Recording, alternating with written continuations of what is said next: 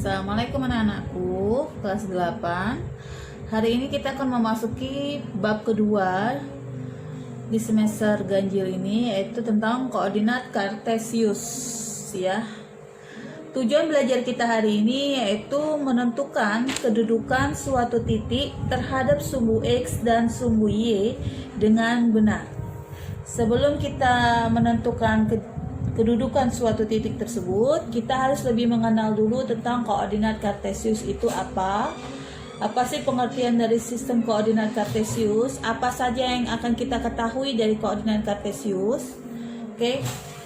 Koordinat kartesius itu sebenarnya banyak dalam kehidupan kita sehari-hari tanpa kita sadari. Kita sering menggunakan Gmaps, kita sering menggunakan macam-macam aplikasi. Misal kita mau pergi ke sekolah SMP 29, tentu saja maka si Gojek tersebut akan menanyakan posisi kita di mana, kemudian tujuan kita kemana. Maka secara tidak langsung akan ditemukanlah titik koordinat posisi kita dan posisi si Gojek, kemudian ke arah tujuan kita kemana. Ada kan titik koordinatnya? Nah, secara tidak langsung itu adalah koordinat kartesius, nak.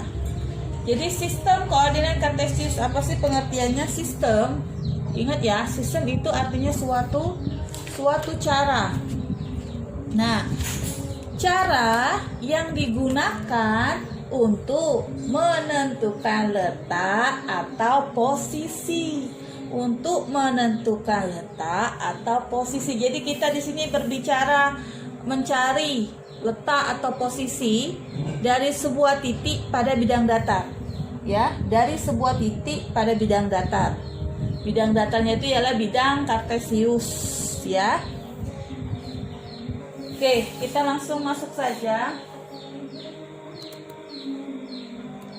Oke, di sini saya akan menggambarkan bidang kartesius. Jadi bidang kartesius itu seperti ini. Ya. Bentar.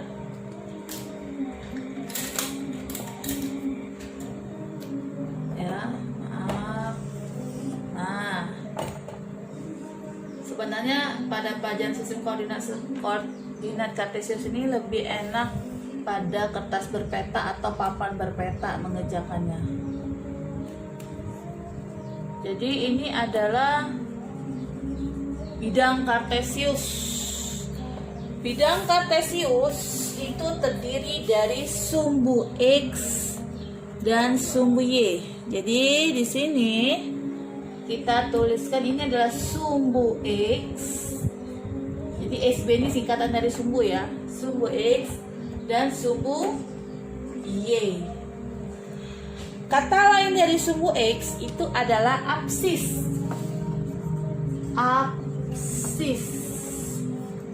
Sedangkan kata lain dari sumbu Y itu adalah ordinat.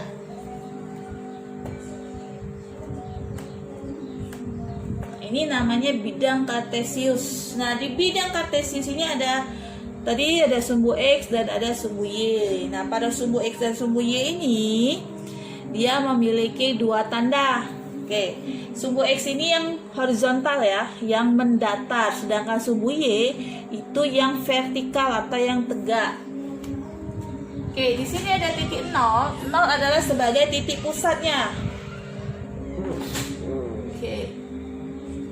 1, 2, 3. Di dalam membuat bidang kartesius ya, bidang datarnya, jarak antara 0 ke 1, 1 ke 2, 2 ke 3, 3 ke 4, dan seterusnya itu harus sama, nak ya, ukurannya. Tidak boleh berbeda-beda. Sama, ke sebelah kirinya juga harus sama jaraknya. Ini permisalan saja ya, karena keterbatasan alat, keterbatasan media saya. Oke, kemudian ini. Oke, pada sumbu X ini terdiri dari dua tanda, yaitu positif positif dan yang satunya itu negatif. Jadi pada sebelah kanan sumbu X itu bernilai positif, sedangkan pada sisi sebelah kiri sumbu X itu bernilai negatif. Pada sisi atas sumbu Y ya itu bernilai positif, sedangkan pada sisi bawah sumbu Y itu bernilai negatif. Jelas ya sampai sini? Jadi saya ulangi, bidang kartesius itu terdiri dari dua sumbu, yaitu sumbu X yang horizontal atau mendatar dan terdiri dari sumbu Y yang tegak atau vertikal.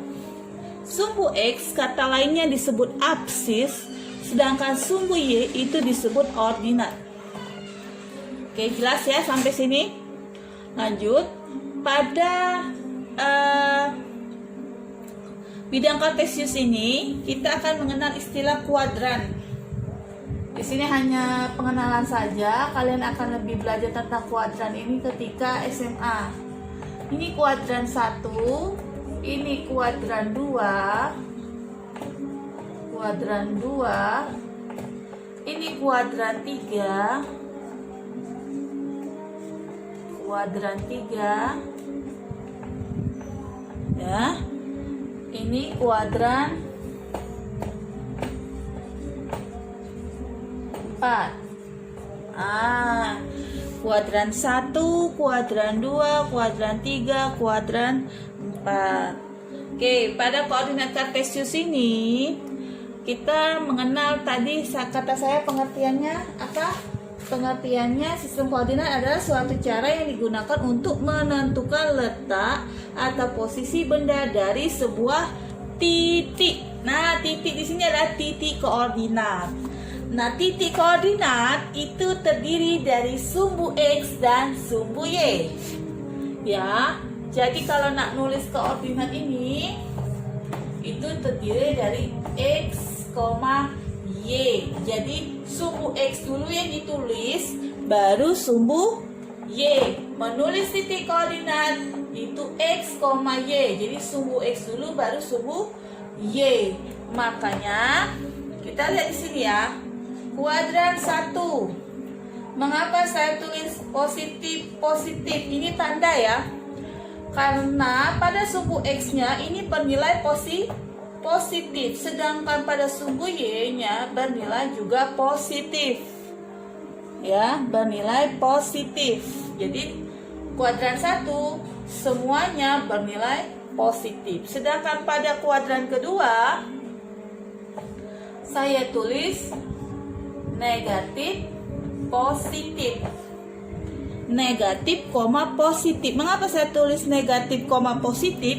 Karena sumbu X-nya bernilai negatif dan sumbu Y-nya bernilai positif. Jadi ini adalah wilayah kuadran 2, ini wilayah kuadran 1, ini wilayah kuadran 3, ini wilayah kuadran 4 ya. Jadi kalau kuadran 2 kita lihatnya yang ini. Posisinya yang ini. Ini X-nya, ini Y-nya.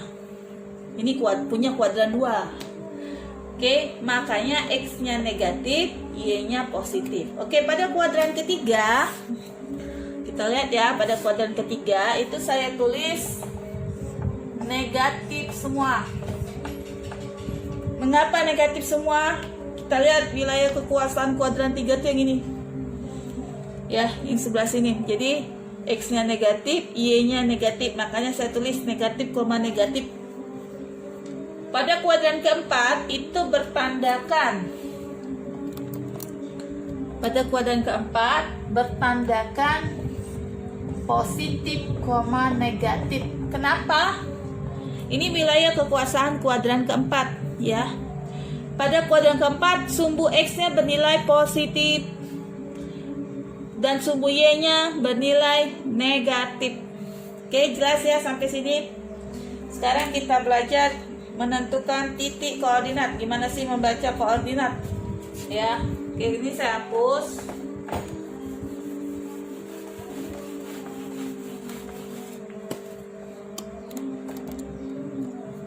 Oke, saya hapus dulu.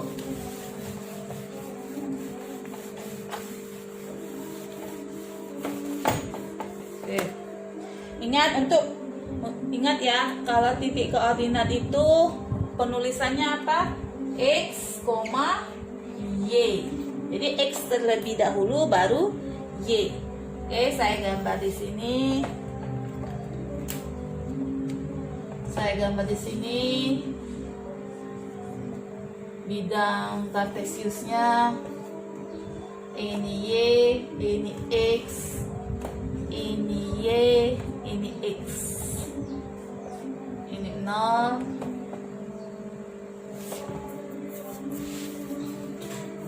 Kemudian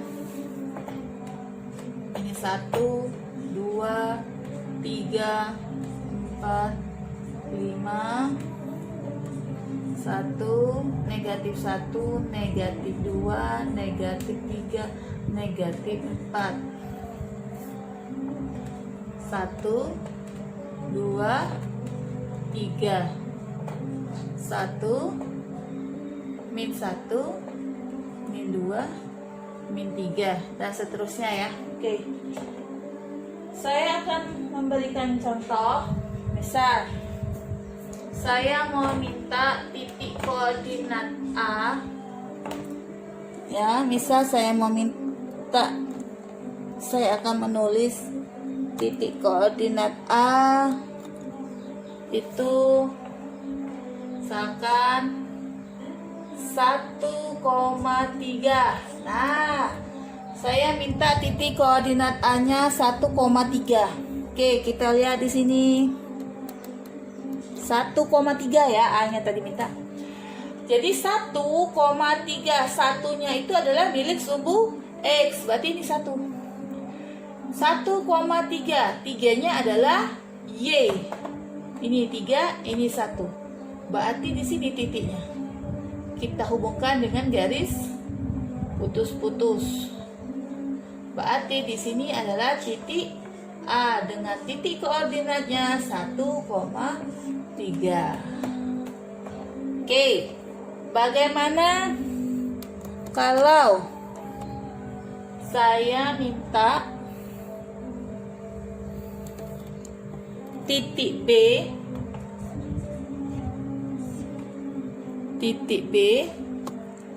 Bagaimana kalau saya minta titik B-nya min 2, min 3.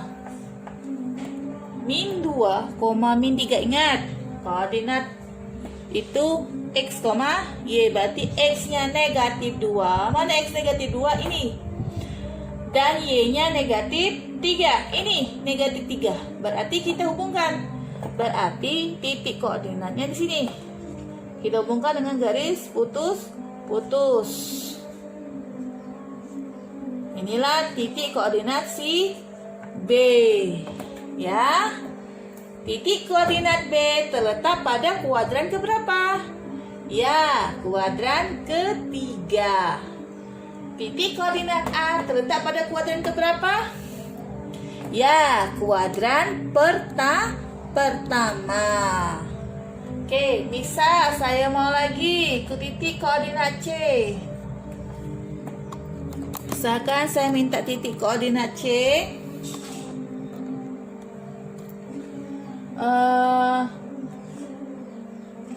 5, min 3.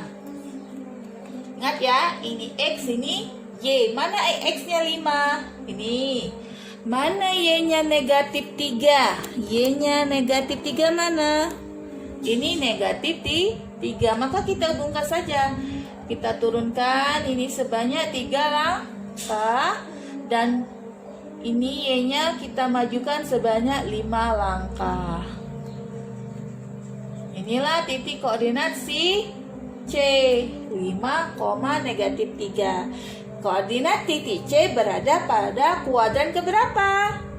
Ya, benar, kuadran keempat. Baiklah anak-anakku, jelas sampai di sini ya. Adakah pertanyaan?